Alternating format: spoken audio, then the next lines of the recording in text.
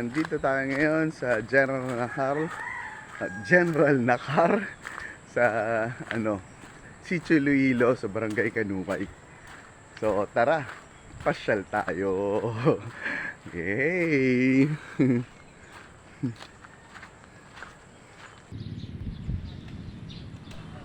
Good day mga kuyang. So nandito tayo ngayon sa bayan ng General Nakar. So dito tayo magpaparehistro muna. So mga bandang alas 6 siguro pasado ito ng umaga nung dumating kami dito.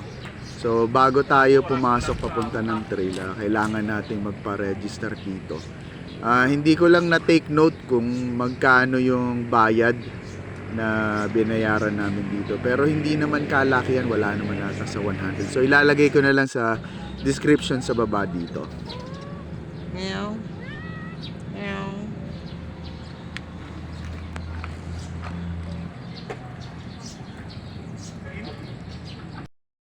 Pababa na yan. Kunti na lang, bababa na tayo. Pababa na yan. Nakaahon na tayo. Pababa na yan. Promise ba yan? Promise. Yan. Gusto ko yan. Malalakas.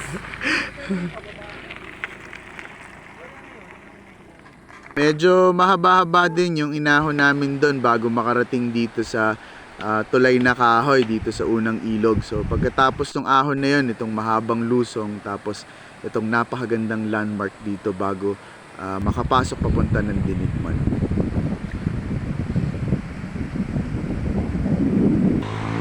Medyo matagal-tagal na rin tayo na hindi nakakapag-trail dito. So halos isang taon na. So mga 11 months na yung last na upload ko dito sa General Nakar. So galing kami ng Dinigman, nagbangka kami noon. So via Impanta pala. So nagbangka kami noon, bumaba kami sa Dinigman.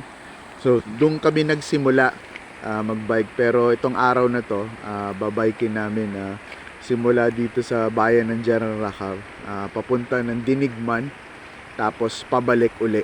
So halos 100 kilometro itong bubunuin namin na to. Ito pa yung sementado pa. Meron to yung dalawa lang, no? Yung malapad doon. Yung talaga yung nila. Sarap! Sinungaling.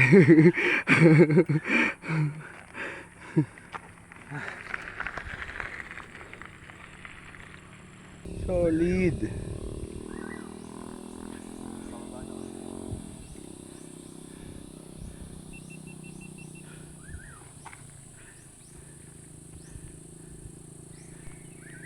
Lagi kami ditong niloloko ni Sir Francis kasi puro ahon yung dinadaanan namin. Tapos sinasabi niya, last na ahon na yan.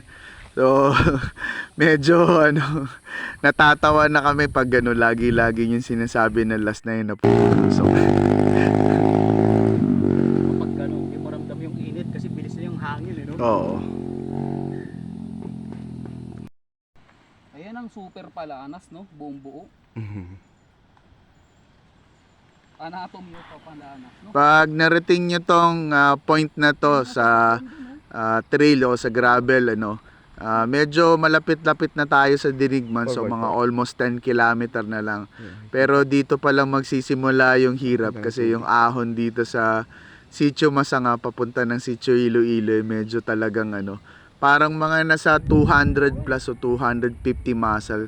Tapos sobrang init, kahit na hindi ka masyado nag-exert ng effort, talagang matutuyo ka kasi talagang pagpapawisan ka ng sobra-sobra dito. May kapitbahay ka na ganyan. Araw-araw walang oras. Join ka na lang. Tama.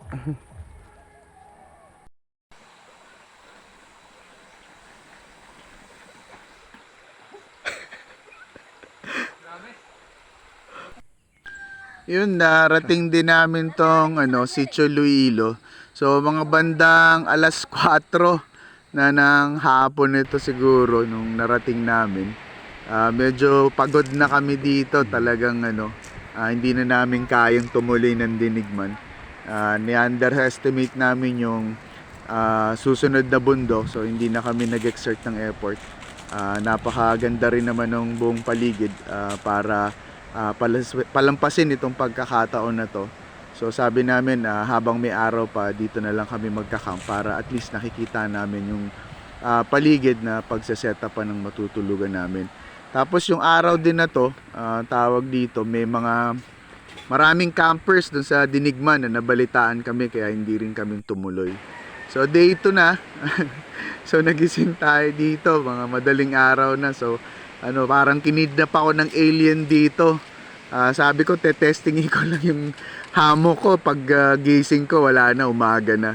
So marami akong na-miss dito, hindi ko nakita yung isda na sinilo nung mga dumagat, yung binenta nila sa amin, yung sinigang nung may-ari nung bahay na pinagtuluyan namin. So napakasarap, ginamitan niya ng ingredients na kakaiba, yung katmon yung ginamit niya na pampaasim. So napakasarap, first time kong makakain nung katmon, nakala ko sibuyas.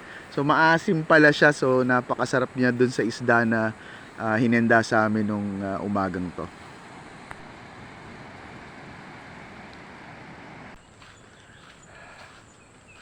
Ganda.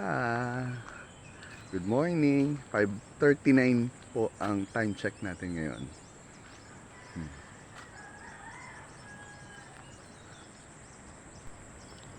Maaga ang araw dito sa bandang Pasipiko kasi siyempre dito sumisikat yung araw. So akala mo dito parang alas 6 na yung mga oras na to, pero pasado alas 5 pa lang. Maaga din kami nagising nitong araw na to kasi mga badaling araw, alas 2 siguro, alas 3 pasado. Biglang umulan ng malakas. So yung hinihintay naming ulan sana nung araw na umaahon kami sa sa Sitio Iloilo o sa Masanga papuntang Sitio Iloilo, hindi dumating. So gabi na dumating siya. So nalaspag din yung ulan. Hindi na rin kami masyado nagtagal dito sa PC3, tawag dun sa lugar na tinulugan namin. So pagkatapos namin gumayak nung umagang to, so tumuloy na rin kami pabalik. So hindi na namin tinapos yung Dinigman, galing ng Sitio Iloilo. So pagdating ng umaga, so tumulak na kami pabalik uli ng General Nakar para yun nga, sulitin namin yung pabalik, at least makakuha kami ng kilometers at may experience. Kasi first time dito ni Kuyang Bongski at saka ni Kuyang Jose. So may mga vlog sila, ilalagay ko sa link dito sa descriptions ng video ko, so para mapanood nyo din.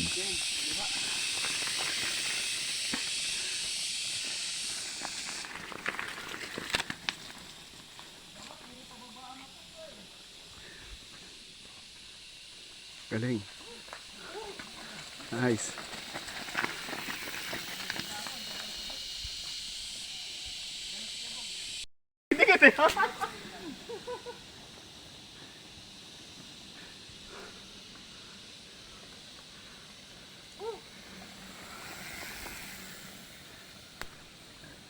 Maganda yung pahinga namin na nagawa doon sa camp na pinagpahingahan namin. So talagang nakapagpahinga kami. So nung inahon namin pabalik itong Sitio Iloilo papuntang Masanga, hindi naman kami masyado napagod at nalaspag dito kasi maaga pa nung inahon namin. Although na kahit umaga dito nung inahon namin, talagang talagang mainit kahit umulan nung gabi.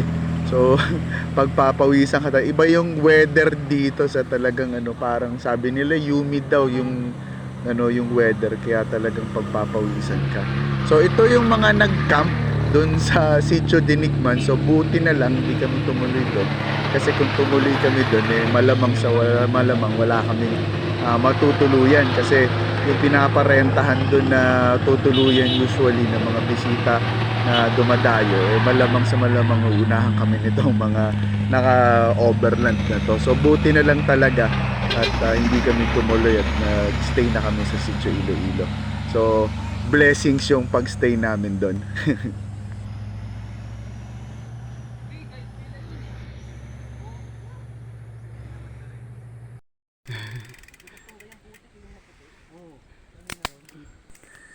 Grabe yung putik. Kasi umulan nga nung madaling araw. So parang nabasa yung maalikabok na texture ng lupa. So tingin ko medyo matagal-tagal nang hindi umuulan din sa lugar. Kasi maalikabok yung nung dinaanan namin to nung bandang kahapon. So ito nangyari. So basa siya tapos parang naararo nung mga overland kaya talagang kinapitan kami ng makapal na putik dito. So pagbaba namin dito sa Masanga, ito yung ilog ng Masanga. Naghugas na sila ng so sinasabihan sila. So 40 kilometer pa yung bubunuin natin. So talagang madudumihan pa yung bisikleta at matatagtag din naman yung mga putik na yan. So hindi na kailangan linisan. Pero insist sila na maging malinis sa bisikleta. So nagbuko kami dito, may mga batang dumagat, inalok kami ng buko dito.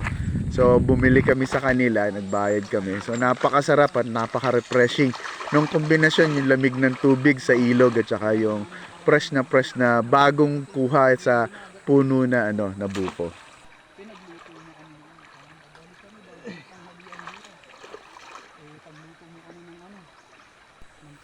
Maginhawa sa pakiramdam yung lamig ng tubig dito sa ilog. So medyo talagang na refresh tayo dito after nating umahon ng mahaba. So may mga bata din na kasabay tayong naliligo dun sa ibabaw dito. So napakatagal namin dito talaga na nagbabad.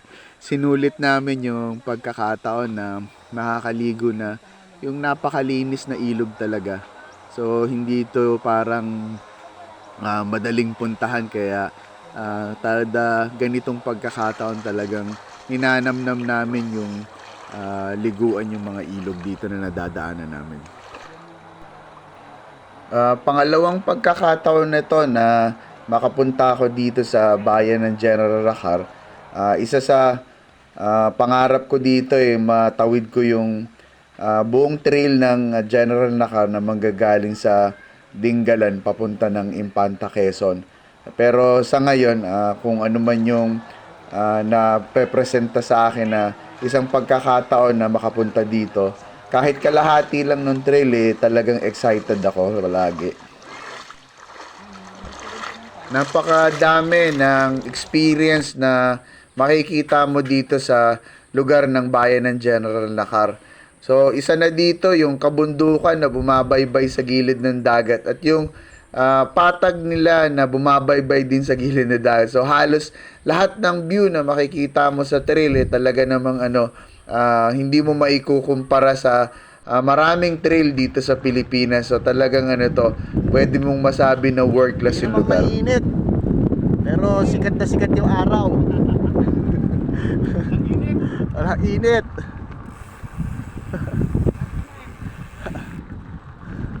Pero sikat siya.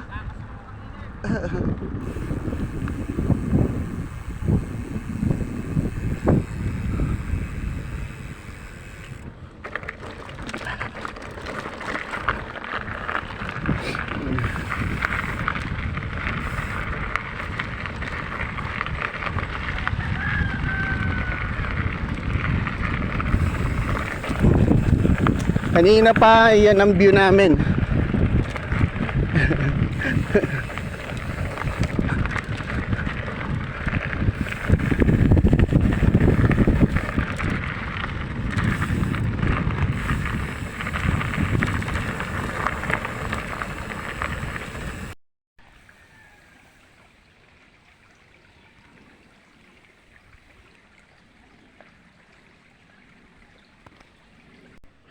Maraming salamat kung umabot ka dito sa dulong part ng video natin. Sana na-entertain ka sa mga pinakita ko na mga clip kung saan yung biyahe namin nung 2 araw dito sa bayan ng General Racar. Sana may natutunan ka nung pinagpaplano ka na pumunta dito sa bayan na to at sana like mo rin tong video na to at sana ma-share mo rin itong experience na to na aming pinakita. So ilalagay ko na lang yung mga descriptions at saka yung link para magkaroon ka ng reference dito sa araw na biyahe na ginawa namin sa bayan.